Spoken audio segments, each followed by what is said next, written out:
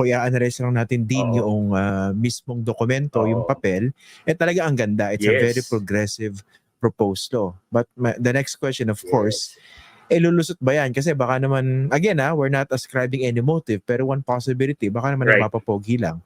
Alam mo naman kasi hindi papasa, you might Precisely. as well fight it. Kasi tatamaan number one, yung mga Duterte, nasa gandikit siya, di ba? Na lagi niyang Oo, pinagtatanggol. yes. Mawa-wipe out yung mga college Yes. sa Senado na puro dynasties. Yes. Tatamaan pati yung mga Yes. Tulfo kung sakaling sabay tumakbo sa Erwin tsaka si Ben Tulfo. Di ba? I mean, Yes. magiging Yes. scorched earth to was as far as political dynasty. So, realistically, Okay. lulusot ba yan? O baka naman may gusto na magpapogi? Yes. So that's one way of looking at it, no? Kasi this past few days, no, masyadong maraming the moves tong kampo nila, no? Yung kampo ni VP Sara, kampo ni former president, ngayon si Senator. So maraming, ngayon, sabi, ano ba yan? Ang gulo-gulo ng mga statement. Pero ako, ang tingin ko dyan, it's part of the method in their madness, no? May mga political play yan, no? Ang isa dito, no, isang pwedeng dito political play, sariling diskarte ni Binoy, no? Si Binoy, no? Parang all in. Sige, laban natin to, miski banggain ko ng aking mga political patrons, no? Pero mukhang malabo 'yon, no? Malayo 'yon. No? So, ang pangalawa, no? Medyo calculated to, no? Dahil kung titignan mo yung latag, alam naman natin ang parang may natural herd behavior ang mga political dynasties, lalo na yung mga local-based political dynasties natin. No? Tumatalon sila mula sa isang partido hanggang doon sa susunod na pinakamalakas na partido. And ngayon, wala nang dynasty sa PDP Laban. In fact, wala nang tao halos sa PDP Laban. So they can afford this kind of play. Di ba? Nothing to lose, di ba? Dahil wala naman silang kaalyado na. Lahat inaaway sila. Lahat ng mga sip-sip sa mga Duterte dati sa mababang kapulungan ay nangunguna pa ngayon na binabanatan sila. So, nothing to lose sila, no? Kung ipitik nila to. Kaya lang, ang problema, paano mo ipapasa yan? Ito rin yung mga gatekeepers sa House, di ba? Sila rin yung gatekeepers sa Senado, no? So, mukhang malabo na no, na calculated on the part of the party. Isa pa, ito personal experience ko dahil alam mo naman na ako'y sumama din sa consultative committee at isa to sa mga tinulak ko na i-negotiate sa House yung planong baguhin ng Constitution at ipasok tong mga reform provisions nito. Ang mga kongresista, mahilig yan sa negotiation. So kung ikaw ay makikipag-negotiate sa kanila, ang real politic dyan, itodo mo na yung demands mo, tapos ine-negotiate nyo pababa. No? So kung talagang seryoso si Senator Robin Hood, tinodo niya ng 4th degree, pero ang game plan is yung second degree concept, affinity and concept. Totoo yan, di ba? Sa isang negotiation, isasagad mo muna, tapos basically, you would settle for something. Parang compromise. Right. Pero dito kasi, eto madalas yung i-discuss to sa mga forums, no? Sa inyong mga sinusulat. Right.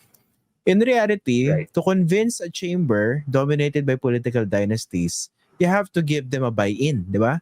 What's in it for us? Right. Para patulan namin yan.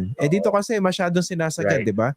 Ibaba namin kayo. And why would political dynasties legislate against their own political interests? I mean, it's against their very nature, di ba? So, let's talk about the buy-in.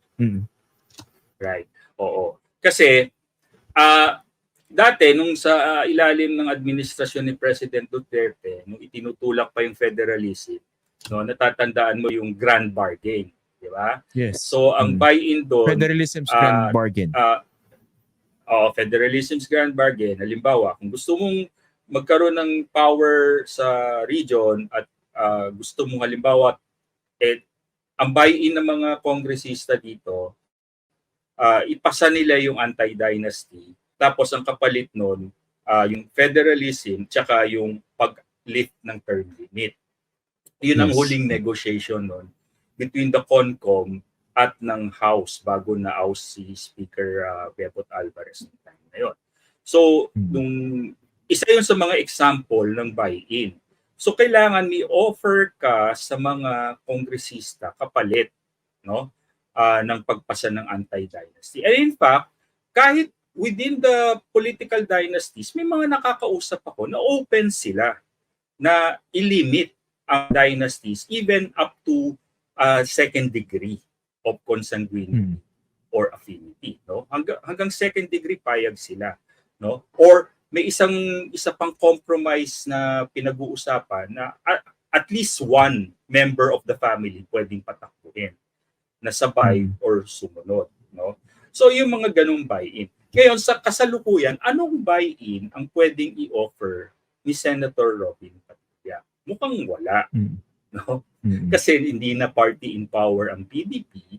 Tapos unless malakas pa rin ang hatak. So ang political capital na pinangahawakan nila, ng kampo nila, ay the fact na si BP Sara pa rin ang Vice President.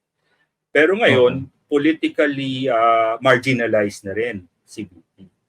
So, wala talaga. Hindi ko nakikita kung ano ang pwedeng i-offer ni Senator Robin Padilla. Unless he will follow the same route as his political godfather, no, si former President Duterte. He will convert this into a populist campaign. Didiretso sa tao. Okay, yun ang kung kaya niya gawin yun. Puntahan natin yan din pero kasi nga kaya ang sa akin kasi when I first heard about this, sabi ko baka naman papogi lang to kasi alam mo naman whichever way you want to look at it, hindi lulusot to no. Unang-una yung presidente. Hindi naman sila dikit ni Robin Hood Padilla, yung presidente. And the president on a very few occasions that he talked about political dynasties, just like the Estradas, just like the Dutertes or other political dynasties, the Marcoses were defending that, 'di ba? Actually, yung anak ginugroom actually congressman yun yung anak, hindi pa lang sapat yung edad para tumakbo for senator. So tama, 'di ba sabi nyo, walang may offer si Robin Hood Padilla and yung position niya itself has nothing to do with the kind of leverage that he would want to have. So ang tanong ko, saan pupulutin itong panukalang batas na ito? Lalo magta-2025 elections na.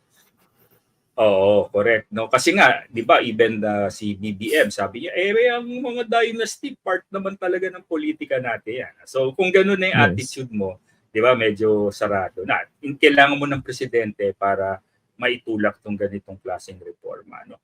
Kasi nga, kung titignan natin noong 2019, ang daming dynasties ang natalo, 'di ba?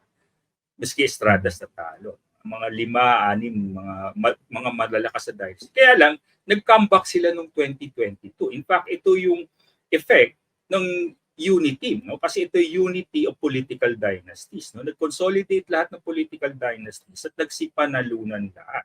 So ngayon, entrenched na naman sila.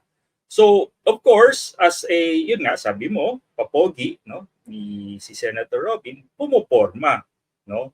Ang tanong, kaya ba niyang i-deliver?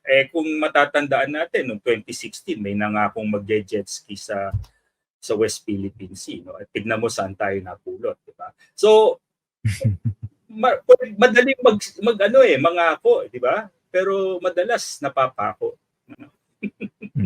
Magiging wonderful sana to kung papasa ito or may mararating, no? Pero I don't think this would be there would be a wonderful outcome. We're not being pessimistic, we're just being realistic. Okay. Ito din, pag-usapan natin ito, no? Kasi remember, meron kayong study noong 2019, nasa 70% ng ating Kongreso, House and the Senate come from political dynasties or clans, no? So, meron bang update yan? Mas lumala ba yan in 2022 or ngayon as we speak 2024? Yeah.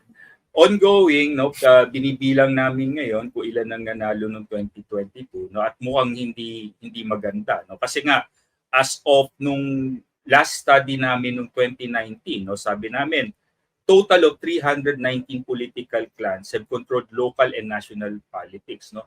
Doon sa 319 na yon, 73% talagang tuloy-tuloy ang pamamayagpag mula pa nung sinaunang panahon, no? So, kumbaga, 220 or 70% nung mga nahalal na dynasties na 319 nung 2019 election no, have held their position for at least 2 decades. Biro mo, 2 decades na silang nandun, no? So sabi nga ng Ateneo School of Government, no, in-update nila ito, pero ganun pa rin ang ano, no, by 2040, ang projection ng ASOB, 70% of local government officials will come from the dynasties. So talagang lumalala itong sitwasyon na ito. And kung ikukumpara natin to sa figures around the world, isa tayo sa pinakamalaking porsyento ang dynasty. Namamayagpag ang mga political class. So ang problema dito nga, kung ganyan ang ating ano, matatawag pa ba nating demokrasya, no? Hindi na demokrasya yan. Demokrasya na lang ng iilan yan, mga pamilya, no? So magiging elite democracy na lang tayo, no?